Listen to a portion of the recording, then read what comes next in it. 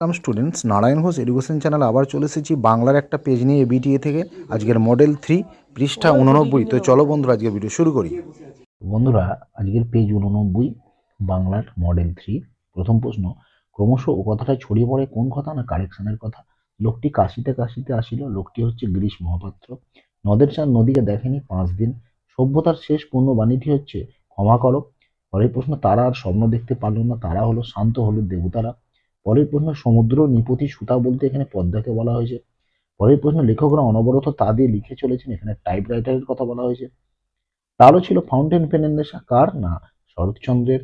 পরের প্রশ্ন, কলকাতা বিশ্ববিদ্যালয়ের পরিভাষা সমিতি গঠিত হয়েছিল 1936 সালে। পরের প্রশ্ন, কথাটা শুনে তপনের চোখ মার্বেল হয়ে গেল। এখানে তপনের সম্বন্ধপদ। পরের প্রশ্ন, রাজায় রাজায় যুদ্ধ হয় রাজায় রাজায় ব্যথিহার কর্তা। পরের প্রশ্ন, রামদাস আর প্রশ্ন করিল না। চিহ্নিত পদটি কোন সমাস? না তৎপুরুষ সমাস। পরের প্রশ্ন, দ্বন্দ্ব সমাসে প্রাধান্য পায় উভয় পদের। পরের প্রশ্ন, ছেলেটি বুদ্ধিমান কিন্তু যেমন দুষ্ট তেমন ফাঁকিবাজ। এটি একটি মিশ্র বাক্য। পরের প্রশ্ন, কি মর্মান্তিক দৃশ্য? এটি কি ধরনের বাক্য? না এটা বিস্ময়সূচক বাক্য। পরের প্রশ্ন, তাকে টিকিট কিনতে হয়নি। এটিকে কর্তৃবাচ্যে করলে হবে, তিনি টিকিট কেনেননি। এবং 1.17 ঘন্টা বাজছে, এটি কি ধরনের বাচ্যের উদাহরণ? না কর্ম কর্তৃবাচ্যের উদাহরণ। তো বন্ধুরা, এবার 2 দাগের প্রশ্ন। প্রথম প্রশ্ন, পৃথিবীতে এমন অলৌকিক ঘটনাও ঘটে। অলৌকিক ঘটনাটি কি? না সন্ধ্যাতারা পত্রিকায় তপনের লেখা গল্প ছাপার অক্ষরে প্রকাশিত হবে এবং সেই গল্প বহু মানুষ পড়বে। এই ঘটনাটাকে জ্ঞানচক্ষু গল্পে অলৌকিক ঘটনা বলা হয়েছে। পরের প্রশ্ন, বাইজির ছদ্মবেশে হরিদার রোজগার কত হয়েছিল? 8 টাকা 10 আনা। পরের প্রশ্ন, অপূর্ব রাজি হইয়াছিল। কোন কথায় রাজি হয়েছিল? না রামদাসের স্ত্রী অপূর্বকে অনুরোধ করেছিল যতদিন না অপূর্বের বাড়ি থেকে কেউ আসছে ততদিন তার হাতের মিষ্টান্ন তাকে গ্রহণ করতে হবে। এই প্রস্তাবে অপূর্ব রাজি হয়েছিল। পরের প্রশ্ন, নদীকে এভাবে ভালোবাসিবার একটা কৈফিয়ত নদের চাঁদ দিতে পারে। কৈফিয়তটি কি?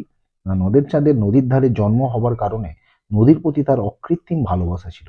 তাই কর্মসূত্রের নদীর প্রতিও তার অস্বাভাবিক মমতা জন্মেছিল। এটাই কৈফিয়ত। পরের প্রশ্ন, ইসাবের মেজাজ ছুড়ে গেল। কেন ছুড়ে গেল?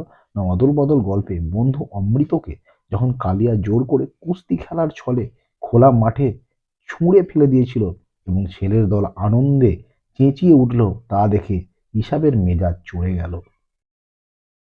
পরের প্রশ্ন, সিন্ধু পাড়ের সিংহদ্বার বলতে কি বোঝানো হয়েছে? না সিন্ধু পাড়ের সিংহদ্বার বলতে কবি সমুদ্র পাড়ের ইংরেজ রাজশক্তির রাজপ্রাসাদের অবরুদ্ধ দরজাকে বোঝাতে চেয়েছেন।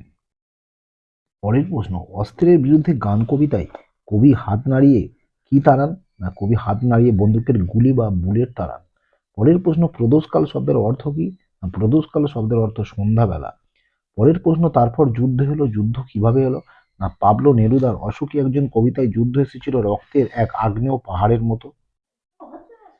শিরচুম্বী অম্বুরাশি সুতা উত্তরিলা। অম্বুরাশি সুতা কাকে বলা হয়েছে? না মধুসূদনের অভিষেক কাব্যাংশে অম্বুরাশি সুতা বলতে দেবী লক্ষ্মীকে বলা হয়েছে। পরের প্রশ্ন, অনেক ধরে ধরে টাইপরাইটারে কে লিখে গেছেন? অন্নদাশঙ্কর রায়। পরের প্রশ্ন, বাংলায় একটা কথা চালু ছিল। কি কথা? না কথাটি হলো, কালি নেই কলম নেই বলে আমি মুন্সি। পরের প্রশ্ন, হিমালয় যেন পৃথিবীর মানদণ্ড, কার উক্তি? উক্তিটি কবি কালিদাসের।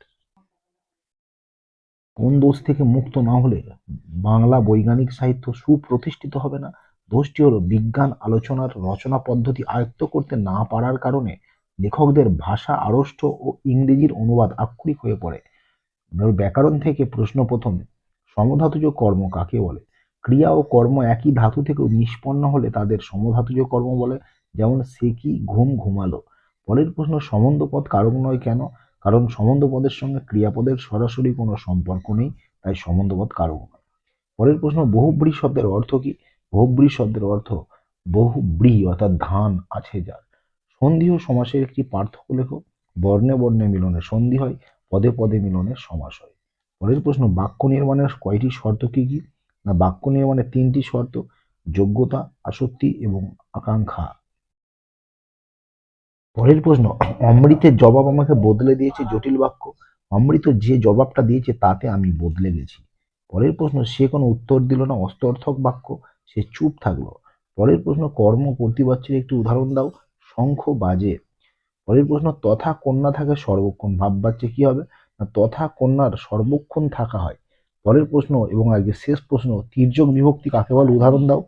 যেসব বিভক্তি এক বা একাধিক কারকে ব্যবহার হয় তাদের বলে তির্যক বিভক্তি, যেমন এ, তে। এই ছিল আজকের গুরুত্বপূর্ণ ভিডিও। সবাই ভালো থেকো, সুস্থ থেকো। পরবর্তী ভিডিও নিয়ে তোমাদের সামনে খুব তাড়াতাড়ি চলে আসছি। বাই।